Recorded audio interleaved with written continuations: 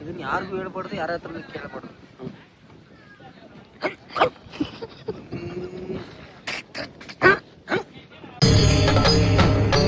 ಇದೆ, ಇಲ್ಲೊಂದು ಸಮಸ್ಯೆ ಖಂಡಿತ ಇದೆ.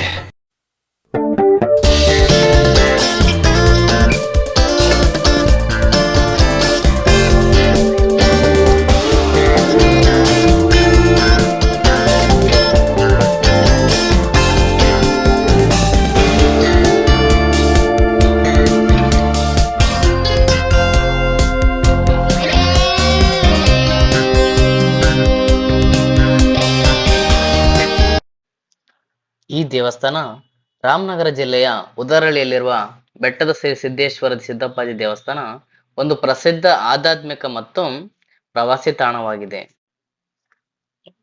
ಇದು ಪುರಾತನ ಬೆಟ್ಟವಾಗಿದ್ದು, ಇಲ್ಲಿನ ಗುಹೆಯಲ್ಲಿ ಹಿಂದೆ ಮುನಿಗಳು ಮತ್ತು ಸ್ವಾಮಿಗಳು ತಪಸ್ಸು ಮಾಡುತ್ತಿದ್ದರು. ಈ ಗುಡಿಯ ಹಿಂಭಾಗ ಮೂಲ ದೇವರು ನಾವು ಕಾಣಬಹುದು. ಈಗೇನ್ ನೋಡ್ತಾ ಇದ್ರಲ್ಲ, ಇದೇ ಮೂಲ ದೇವರು. ಇದರ ಹಿಂದ್ಗಡೆ ಇರೋದೇ ರಹಸ್ಯ.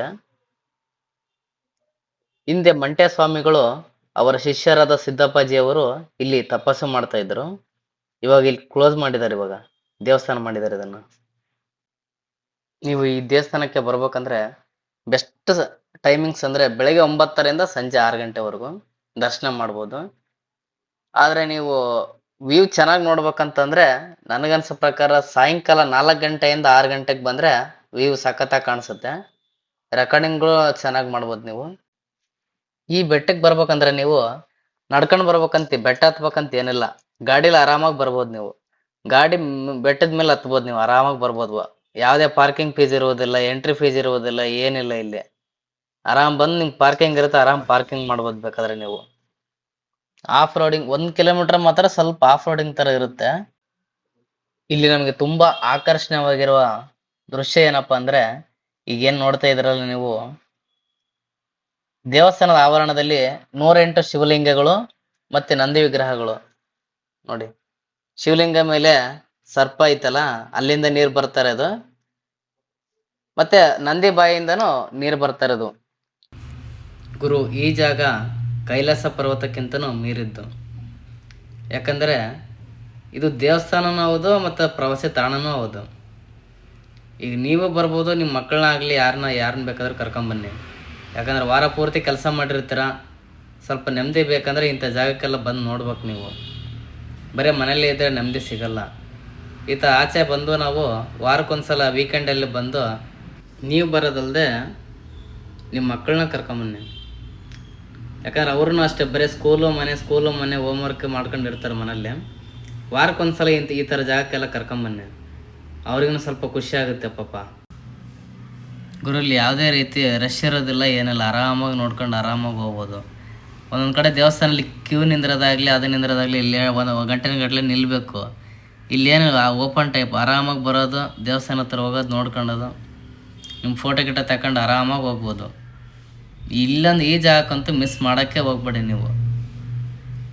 ತುಂಬ ಚೆನ್ನಾಗೈತೆ ಆ ದೇವಸ್ಥಾನ ಇದು. ಗುರು, ಇಲ್ಲಿ ಯಾರು ಪ್ಲಾಸ್ಟಿಕ್ ಮತ್ತು ಕಸವನ್ನು ಯಾರು ಹಾಕ್ಬೇಡಿ, ನೈಸರ್ಗಿಕವನ್ನು ಹಾಳು ಮಾಡೋಕ್ಕೆ ಹೋಗ್ಬಿಟ್ರಿ. ನೀಟಾಗಿರಲಿ, ದೇವಸ್ಥಾನ ಸ್ವಚ್ಛವಾಗಿಡೋಣ. ಬೆಟ್ಟಗಳಾಗಿರ್ಬೋದು, ಯಾರೇ ಆಗಲಿ. ಮತ್ತು ಆಮೇಲೆ ಬರ್ಬೇಕಾದ್ರೆ ನೀವು ಸ್ವಲ್ಪ ನೀರು ತಗೊಂಬನ್ನಿ. ಸ್ವಲ್ಪ ಬಿಸಿಲು ಜಾಸ್ತಿ ಇರುತ್ತೆ, ಓಪನ್ ಟೈಪಲ್ಲೆಲ್ಲ ಮೇಲ್ಗಡೆ ಬಿಸಿಲು ಜಾಸ್ತಿ ಇರುತ್ತೆ. ಅಂಗಡಿಗಳು ಇದ್ದಾವೆ, ಇಲ್ಲಿ ಏನು ತೊಂದರೆ ಇಲ್ಲ. ಆದರೆ ನೀರು ತಗೊಂಬಂದಿರಿ, ಒಳ್ಳೆಯದು. ಈ ಬೆಟ್ಟದ ಮೇಲೆ ಶೌಚಾಲಯ ವ್ಯವಸ್ಥೆ ಇದೆ. ಗುರು, ನನಗೆ ಇಲ್ಲಿ ಇಷ್ಟವಾದದ್ದು ದೇವಸ್ಥಾನಕ್ಕಿಂತ ಇಲ್ಲಿ ಸುತ್ತಮುತ್ತ ಬೆಟ್ಟಗಳು, ತಣ್ಣನೆ ಗಾಳಿ, ಇವೆಲ್ಲ ನೋಡಿ ನನಗನ್ಸಿದ್ದು ಒಂದು ಸಾಲು ಹೇಳ್ತೀನಿ. ಎತ್ತರದ ಬೆಟ್ಟದಿಂದ ಕಂಡರೆ ಜಗತ್ತೇ ಸುಂದರ, ನಿಸರ್ಗದ ಮಡಿಲಲ್ಲಿ ಮರೆಯಾಗುವುದು ಮನದ ಎಲ್ಲ ಭಾರ.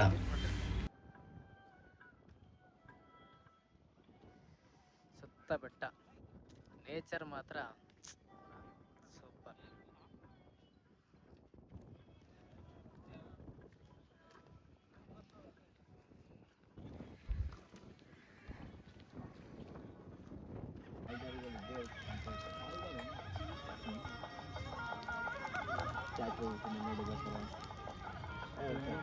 ನೋಡೋ ನಾವು ಸುತ್ತಾಕೊಂಬರ್ದಂಗೆ ಐತೆ ನೋಡ್ಲಿ. ಹಿಂಗ मजा नहीं आ रहा है।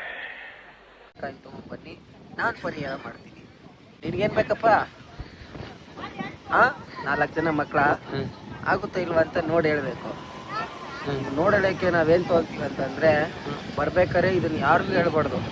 ಒಂದು 4 kg ಪುರಿ ಮಟನು, ಒಂದು ರೆಮನ್ ಕೂಲಿಂಗ್ ಗ್ಲಾಸು, 2 ಜಾಕಿ ಅಂಡರ್ವೇರ್ ಇಷ್ಟು ತೊಗೊಂಬಂದ್ಬಿಡಿ. ಇದನ್ನು ಯಾರಿಗೂ ಹೇಳ್ಬಾರ್ದು, ಯಾರ ಹತ್ರನೂ ಕೇಳ್ಬಾರ್ದು.